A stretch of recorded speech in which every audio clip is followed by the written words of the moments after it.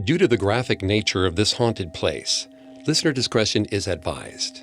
This episode includes graphic depictions of a global pandemic, insects, disease, and harm against minors. We advise extreme caution for children under 13.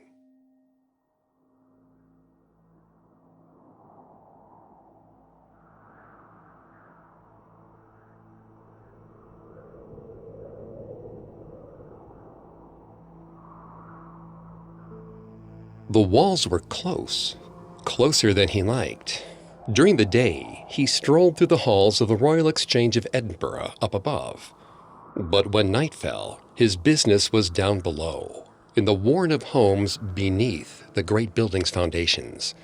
As was to be expected, the new underground city attracted a certain kind of inhabitant, that kind that no one noticed when they disappeared. These forgotten people were crowded in nearly on top of one another. It was hard to go about his work when the rest of the world was so near. He needed privacy. He needed quiet. He liked being alone with them. What was the point if he couldn't be alone with them?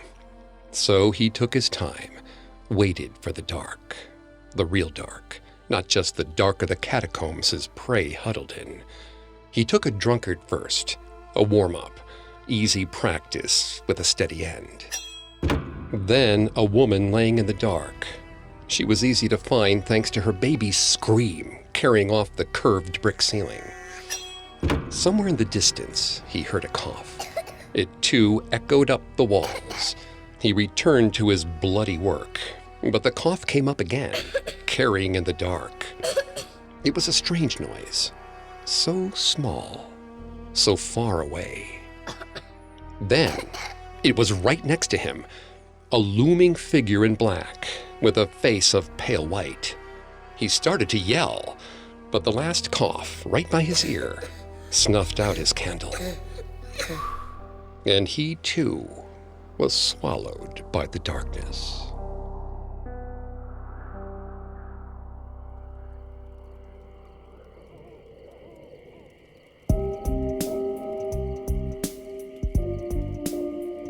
Welcome to Haunted Places, a Parcast original. I'm Greg Polson. Every Thursday, I take you to the scariest, eeriest, most haunted, real places on Earth. You can find all episodes of Haunted Places for free on Spotify. And every Tuesday, make sure to check out Urban Legends. These special episodes of Haunted Places are available exclusively on Spotify. This week, join me on a supernatural journey to Mary King's Close, a 17th century tenement in Edinburgh, Scotland, and discover why, to this day, it's haunted.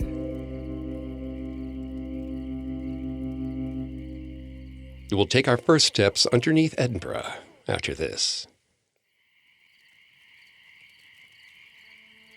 Edinburgh's historic Royal Mile slopes upward from Holyrood to Edinburgh Castle. It's the oldest part of the city by far, and those who hoped to make their life in the old town took up residence in a cluster of lanes and alleyways that branched off from the longer street. These alleys were known as wynds or closes. Like many neighborhoods in historic Edinburgh, Mary King's Close is named for an important figure in its history. Mary King was a fiercely independent businesswoman, a fabric merchant who kept her own surname when she was married. She and her husband Thomas Nimmo had 4 children, and when he tragically passed away in 1629, he left her his seat on the Edinburgh Council, which granted her voting rights in the affairs of the city. The close was eventually renamed in honor of her after her death in 1644. As space in the city grew even more scarce, residents began to build both up and down. Mary King's Close was made up of many residential and merchant dwellings, all of which sat below the level of the Royal Mile. Some of the buildings were 8 stories high, which allowed them to be used as a foundation for the construction of Edinburgh's Royal Exchange in 1753. But lower-income residents still lived below, giving Mary King's Close the underground city reputation it has today. It is a warren of brick and stone passageways and large, long rooms with curved ceilings. Some of these rooms reflect the former grandeur of the merchant district, standing as tall as 2 floors. Rumor has it that it was a prime stalking ground for murderers, as it was filled with people society would not miss. As one might expect, such crowded living wasn't exactly conducive to good sanitation or ventilation, and the residents of Mary King's Close found themselves at frequent risk of the numerous diseases that ravaged the city of Edinburgh. The worst were the bubonic plague and the pneumonic plague, the symptoms of which gave the Black Death its infamous name. The pneumonic plague is basically an extremely devastating form of pneumonia that damages the lungs and can cause severe coughing, which sometimes leads to internal bleeding and blackening of the skin. However, the bubonic plague was more distinctive and perhaps more unnerving. Victims of the disease broke out in pus-filled buboes, or boils. Without aid, they would eventually grow to the size of an orange and burst, resulting in further proliferation of the disease. But in 1645, the aid offered could be just as frightening as the disease.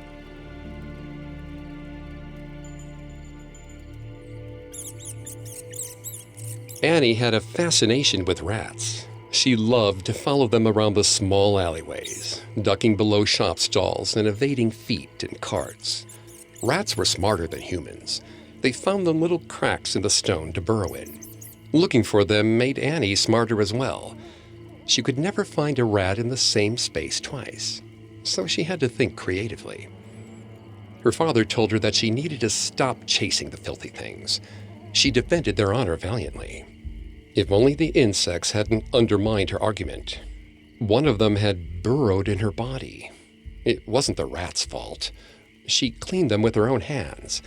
But while she was sleeping, something else came for her. She could feel the bump under her skin. There was a burning sensation just under her right armpit that never went away.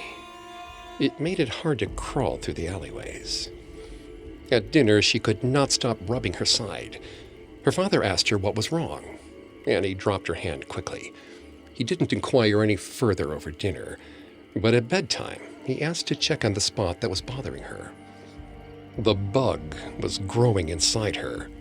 The skin around it was distended, unused to being stretched that thin. The spot where the bug lived was angry and red. She asked if she could use her father's sword to cut the creature out of her. He shook his head. They would need an expert for this, a monster hunter.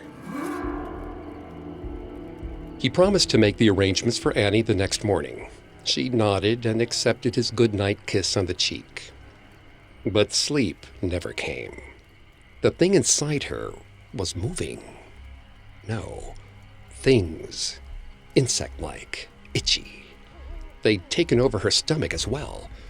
Hot oil bubbled beneath her skin. No matter how she turned, she couldn't find a way that didn't make the pain worse. The insect on her arm was hungry. She was sure of it. It was pulsing under her skin, waiting for her to scratch it open. 1,000,000 smaller insects would come spewing out. They'd made an army inside her. She took solace in the notion that the monster hunter would be here soon.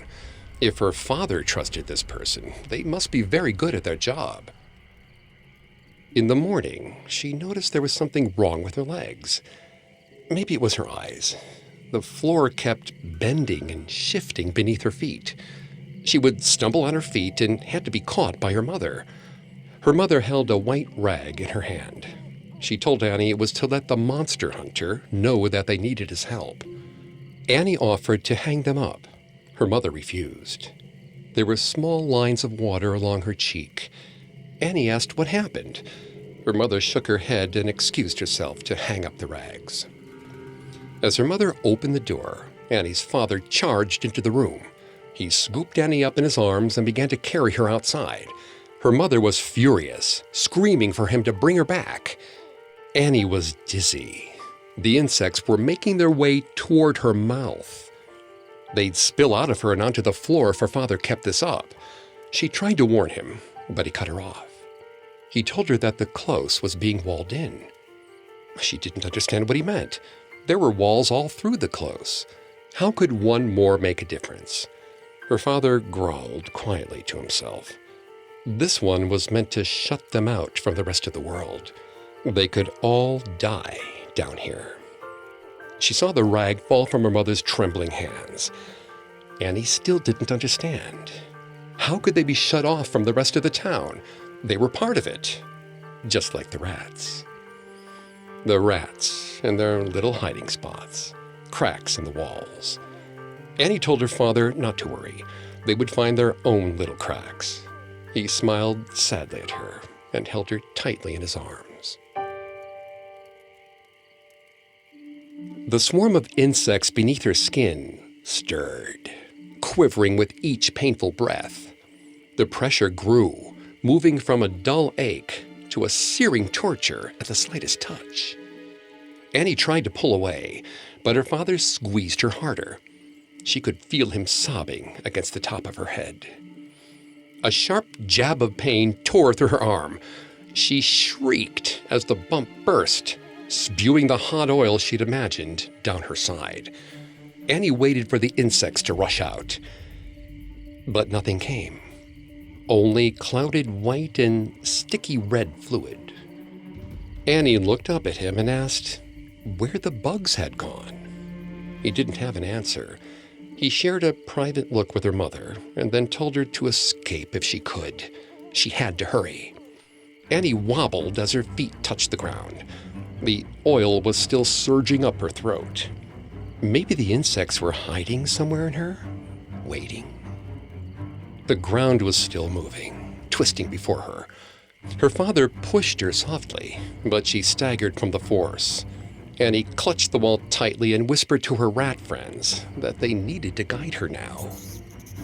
A few of the tiny gray creatures raced off in front of her, but watching their movements made her dizzy. The walls were so much colder than her skin. She rested her forehead against it, swallowing hard against the oil. She would do as her father bid. The smell of death was overwhelming. Annie hadn't been outside in several days, and things had changed while she'd been unwell. She hadn't been picking her way through living people. She'd been stumbling over corpses. Still, she raced for the front of the close, calling for the monster hunter to save them. Something sour dribbled out of her mouth as she stumbled along. She fought her way through the crowd, slipping beneath the carts like she used to with the rats. Her father had been right. They were piling bricks, shutting off the entrance. The city meant to trap them under here. But why? In the hollow of the walls, there was a masked man, a monster hunter.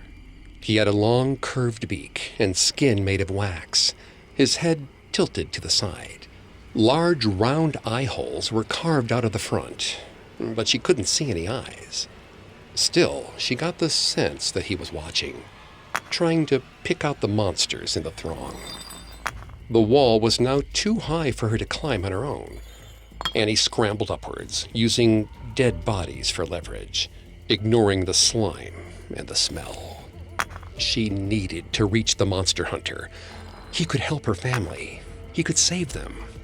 Bricks still piled up in the entrance just ahead, like water filling a sealed chamber. Annie held up her arm. Blood and pus dripped down from it, coating everything around her. She screamed for the monster hunter to help her. He studied her for a moment, then turned and walked away. The last brick fell into place, blocking out the last hope of salvation.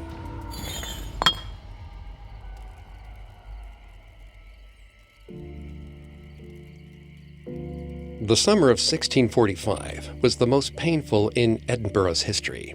The city was racked by two separate plagues at once. Edinburgh's first plague doctor, John Policius, died shortly after his appointment. He was replaced by a man named Dr. George Ray. Dr. Ray was a skilled physician, tirelessly moving from house to house, lancing the boils of the sick. But a visit from Dr. Ray wasn't exactly comforting. Aside from the acute pain of treatment, the plague doctor's outfit was truly horrifying to behold. a long black robe with a beaked mask filled with spices and flower petals. The bird-like nose was meant to protect him from the miasmas, or bad air believed to cause the plague. Ray managed to survive the outbreak, but the city of Edinburgh refused to pay him the high salary he'd been offered when he took the job. It appears he died without ever seeing the money.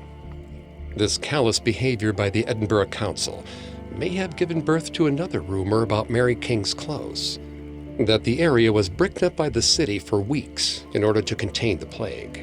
Since the late 17th century, there have been reports of scratching on the other side of the brick walls. This is said to be the sounds of a child trying to climb up his home's chimney in order to escape the contagion.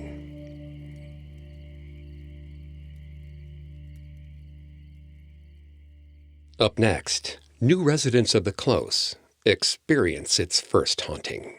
Now back to the story.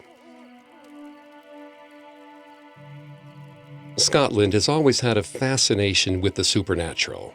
King James VI, who would later become known as James I, King of England, is probably the best example thanks to his obsession with witches, most famously referenced in William Shakespeare's Macbeth. But the obsession continued after the witch hunter monarch's death. There are whole volumes of ghost stories from the 17th century, collected with the purpose of proving evidently against the atheists of this present age that there are devils. These attestations of witnesses of undoubted veracity from 1696 offer a unique insight into the impact of the plague on Mary King's Close.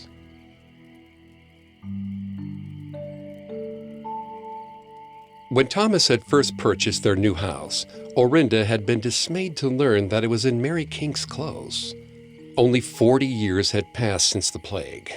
She didn't like the idea of living in cramped quarters that had seen some of the worst deaths of the entire ordeal. Thomas convinced her to pray about it. If God had any objections, Thomas would find a new place for them to live. They prayed for hours, but no signs came from above. Thomas turned to his wife with a smile and told her that there was nothing to fear. They were good people. Nothing bad ever happened to good people. While Thomas went to work, Orinda packed up their belongings in their old home for their maid Charlotte to carry over. Charlotte dutifully ran furniture and personal effects across town and into the house as Orinda toiled away inside, organizing the more delicate personal effects. It was 4:30 when Orinda looked up to notice that the pile hadn't gotten any smaller. Charlotte hadn't returned. Orinda was concerned. Her maid had been with the family for several years and had never shirked her duties. Orinda tried not to cough as she passed through the gates to the Close. The air was damp enough to taste. Small lights flickered along the walkway, but nothing was bright enough for her. The cold walls could not coax the sun's rays to warm them. She found her maid cowering near their new front door. Orinda asked her what was the matter. The poor girl turned to look at her. She tried to mutter a word, but her knees collapsed underneath her. Orinda picked her up slowly and helped her into the home. She set Charlotte down on a cushion and waited for her to wake up. Charlotte came to with one word on her lips: ghost. One of the neighbor's servants had told Charlotte that spirits roamed the house. They moved objects. They groaned in the night. Occasionally, part of their bodies would appear. Charlotte had been afraid to go inside. Her mother always told her that the place where the devil roams should never be her home. Ghosts were souls trapped in hell, trying to get out. Charlotte wanted no part of it. Orinda tried to convince her to stay, but Charlotte could not be persuaded. With tears in her eyes, she apologized to Orinda. She had a fine time working for them, but she could not continue if they were to remain here. Orinda accepted Charlotte's tearful goodbyes as best she could. She wondered if this was the sign that she and Thomas had been looking for. But the house had already been purchased, and their old home now belonged to another. There was nowhere to go. She sat in the small room with the majority of their belongings. When Thomas came home, she tried to tell him about what Charlotte had heard. He didn't believe her, calling their former maid a silly girl whose head was filled with stories. Thomas agreed to pray with Orinda for her sake. They kneeled next to each other on the floor and asked for help from God. When the hour was done, Thomas told her to get some rest. Sleep came slowly to Orinda inside the unfamiliar walls. The next morning, they headed to church. Thomas asked the congregation to pray for them. Orinda tried to keep her anger at bay. He was trying to help, but it would be better if he listened to her. They came home, and Thomas went for his post-church nap. Orinda read the Bible for hours, but she couldn't escape the unease building in her chest. A throat cleared next to her. She asked Thomas what he wanted. He didn't respond. She looked up to scold him and lost her train of thought. A gray face hung in midair before her. His features were heavy, but translucent, rippling every now and then like water. He was in pain. He wanted something from her. He reached out with one quivering gray finger. Orinda wanted to stay strong, but she couldn't. As the finger made contact with her shoulder, she lost consciousness. When she awoke, Thomas was sitting beside her. He'd heard a scream from the other room and came to find her, collapsed in her chair. Orinda tried to tell him what she'd seen. He kissed her head and told her she'd put too much stock in Charlotte's stories. Orinda disagreed. She had seen him. A gray face hovering where Thomas was now. The man had made the most sorrowful sound she'd ever heard in her life. But Thomas didn't believe her. He sat with her for several minutes, continuing to insist that God protected those who were loyal to him. Orinda resisted the urge to scream at him. She was nothing if not faithful, and she had been tormented. But then, the specter decided to prove her point. She dug her fingernails into his skin and instructed him to look. The gray man was back. This time, there was a child growing out of his head, a grotesque tower of ghoulish people sewn together by some horrible invisible thread. It unnerved her to see one head popping out of another. It was unnatural. A flesh-colored hand went to Orinda's cheek, but it didn't belong to Thomas. Her husband was sitting, frozen in place, as a disembodied forearm stroked Orinda's cheek over and over again. Orinda told herself she could handle this. She wasn't Charlotte. She was made of sterner stuff. But the devil himself had played a terrible trick on her, and even the faithful may cower in the face of his malevolent spirits. The frigid fingers drew along her skin again. She fell to the floor. She woke to the sound of screams. Thomas raised his shaking hands to the sky, begging these spirits to leave them be. He promised that he'd always been a good and just person. He'd help them if they needed it. Anything to get them out of his house. Orinda watched in silence as the ghostly heads grew larger. They pushed at the corners of the walls, making their house feel like a child's toy. Thomas continued to yell and scream at these creatures to leave him be. The flesh-colored hand floated towards Thomas. It pushed against the front of the soft shirt he was wearing. He was too lost in his fight with the heads to notice it. The hand slipped through the fabric and inside his skin. Thomas's words started to turn incomprehensible. Orinda gripped the disembodied forearm. It was colder than ice. Did hell feel so cold against one's skin? She yanked and pulled. Thomas's wide eyes met hers. She could tell that he wanted her to pray, but God had not spared them from this. They would have to rely on each other. With a strangled scream, Orinda pulled the arm out of Thomas's body.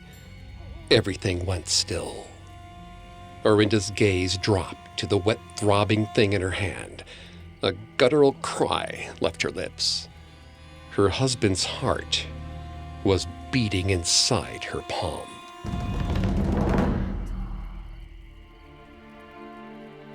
George Sinclair's Satan's Invisible World Discovered, initially published in 1685, relates to the story of a couple who are haunted by a series of spirits in their Mary King's Close home, including an old man, a young child, a disembodied arm, a cat, and a dog.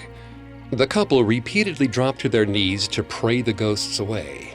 This follows James I's concept of the supernatural, which suggests that any experience with spirits or demons is a sign of the victim's sin that needs to be addressed in order to end the haunting. But in this story, these prayers fall on deaf ears. They're only saved after the husband manages to convince the spirit that he will do what he can for them. Whether the spirit accepted his offer and whatever dark deed he may have agreed to isn't ever specified. Coming up, we'll meet a familiar ghost looking for a lost doll. Now back to the story.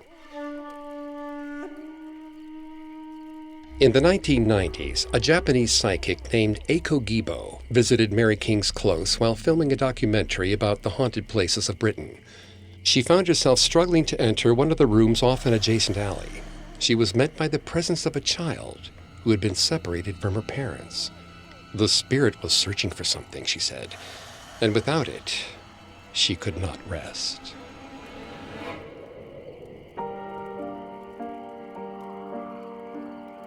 The insects had left Annie's body long ago, but her body had left her too. The plague had been slow and fast all at once. In a strange twist of irony, it took her father before it finally took her. His skin turned black as he gasped for breath, clutching desperately at her mother's hand, as his cough became a croak, and then silence. Annie held on longer than she should have. She wanted to stay for her mother, even though it hurt. The cycle of swell, lance, scream, swell again, left her near comatose. She wasn't a person, only pain. Her mother had promised her the pain would end, so she let go. But it didn't. Time seemed to pass like wind through the close, quick at first, then slower and slower as the builders walled it in. She couldn't see the sun anymore. She had memories of it, the heat on her face, the tingle of a burn on her exposed toes. But now, all was damp darkness. She missed the rats, and even the people. She was beginning to forget her mother's face, the scratchiness of her father's beard, the way his apron always smelled of leather and sap. That was when she began to miss her doll. It was a dull ache at first, a tiny reminder that the doll looked like her mother. It hurt knowing that her mother had made it. The most beautiful doll in the world. It would solve all her problems, cure every loneliness. She had to have it back. But she could not escape the little room. The little room where she had once seen the sky.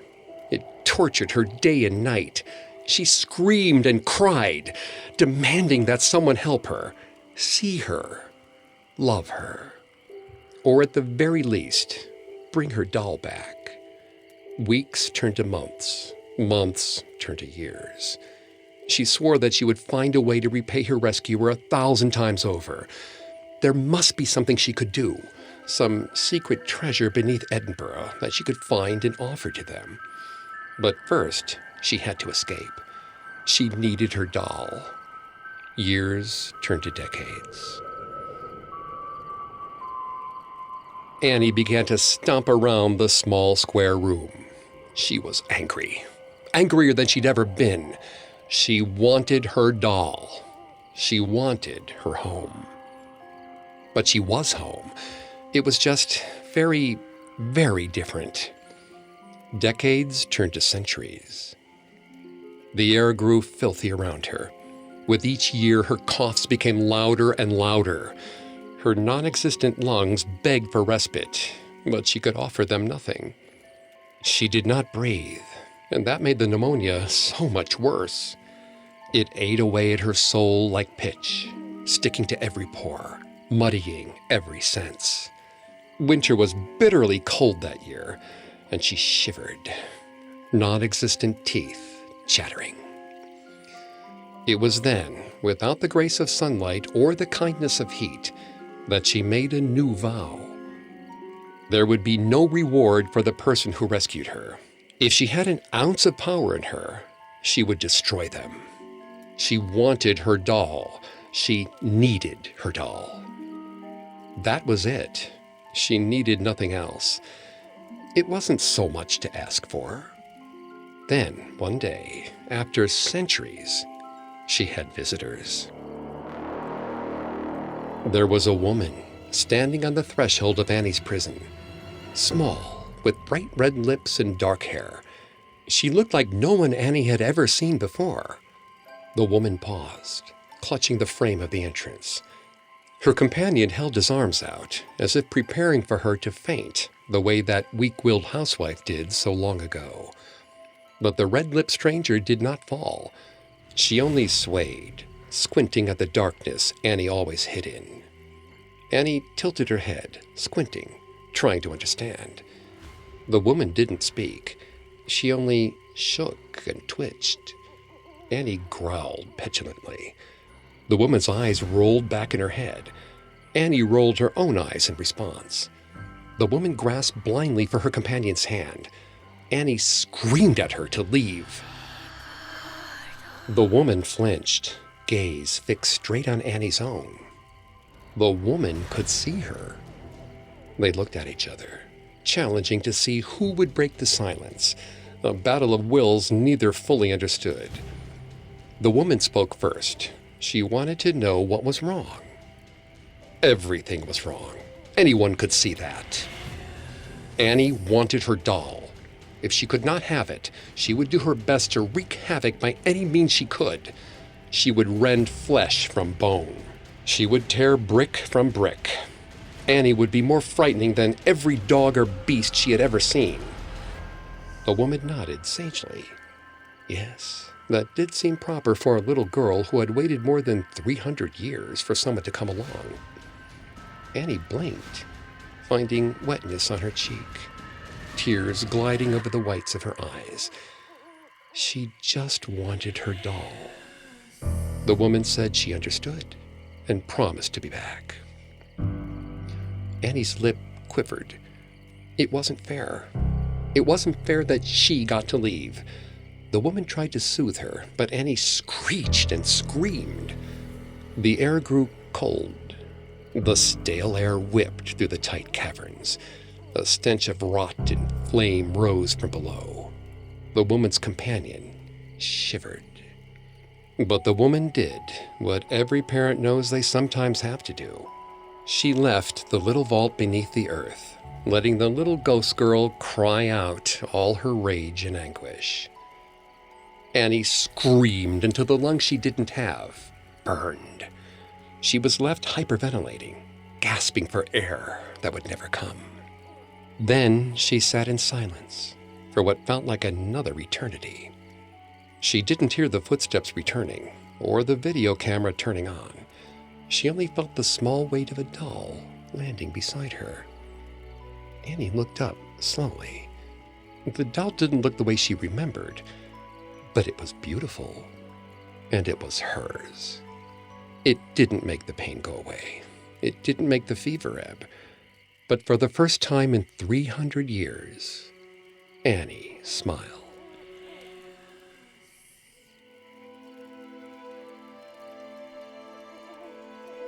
There's no historical record of a girl named Annie living in Mary King's Close, but that is the name Eiko Gibo says she was given by the spirit she found trapped there.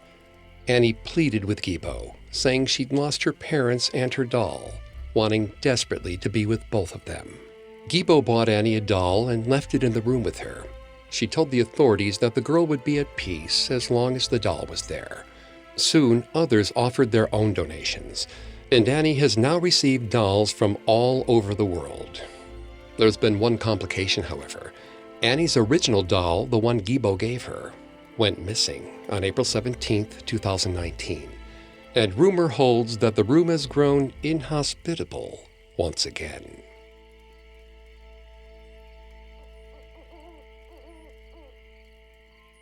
Edinburgh is frequently cited as one of the most haunted places in Europe. From Edinburgh Castle to the city's underground vaults and tunnels, it's easy to find an ominous presence or a disturbing story. Mary King's Close is one of those places where its darkness has become its draw for many visitors. A living history-style attraction opened up there in 2003, including guided tours from actors who play different figures from the neighborhood's past. Perhaps most evocative is the plague doctor himself, who fits in perfectly in the surreal dioramas of reclining plague victims peppered throughout the close. The strange irony of Mary King's Close attraction is that it owes its eeriness to an element that came after the source of its many ghosts. The many plague victims who lived in the close may have been locked in, if legend holds any truth, but at least some could see sky. Those who lived in the lower end of the close after it was enclosed to build the Royal Exchange had a different experience entirely. Night and day lost meaning, indicated only by the routine of labor, meals, and sleep. Disease still occasionally swept through the close like wildfire. And in time, with death after death after death, something other than stale air became trapped. There is death everywhere in big cities like Edinburgh. Time adds up, lives end. It's how things have always been and always will be. Are spirits meant to have their mortal forms sealed beneath the earth? You're welcome to descend down below and ask them. But there's no guarantee you'll ever surface again.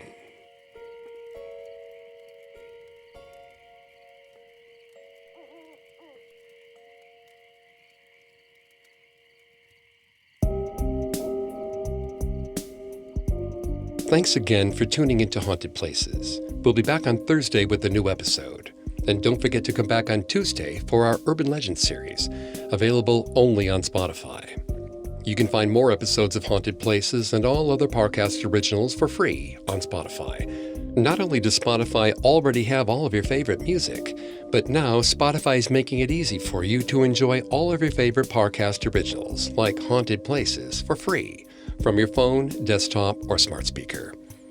To stream Haunted Places on Spotify, just open the app, tap Browse, and type Haunted Places in the search bar. I'll see you next time. Haunted Places was created by Max Cutler and is a Parcast Studios original. Executive producers include Max and Ron Cutler. Sound design by Kenny Hobbs, with production assistance by Ron Shapiro, Carly Madden, and Isabella Way. This episode of Haunted Places was written by Lil D. Ritter and Jennifer Richey, with writing assistance by Greg Castro. I'm Greg Polson.